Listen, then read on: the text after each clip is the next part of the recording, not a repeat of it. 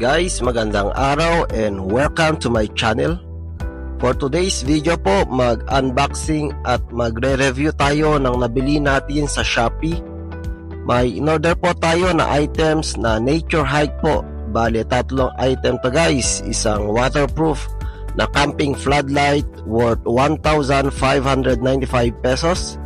Isang moisture proof na sleeping pad worth 935 pesos at isang quick drying pocket bath towel worth 398 pesos.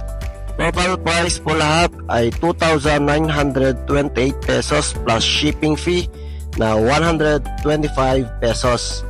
Pero since mahilig tayo mag-order tuwing may promo, kaya 2,182 pesos na lang lahat ng mga ito. Tama guys, kaya sulit na din.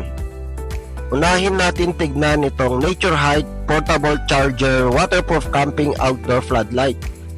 262 sold na ito with Perfect 5 product rating galing sa 95 na nag-rate.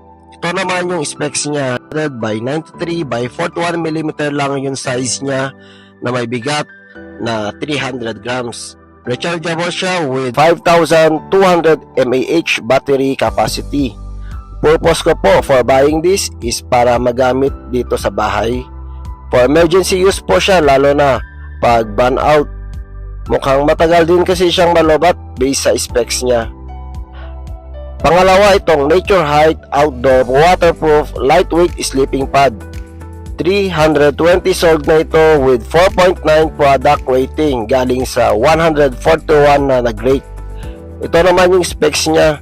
Lightweight siya, foldable at moisture proof.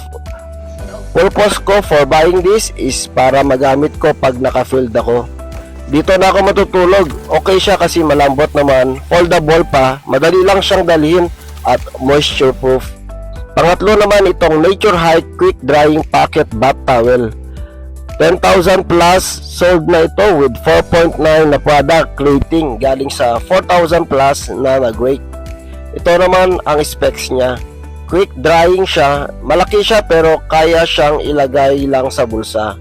Purpose ko for buying this is para may magamit pag nag-field ako sa work. Madali lang kasi itong dalhin. Konting space lang ang need mo.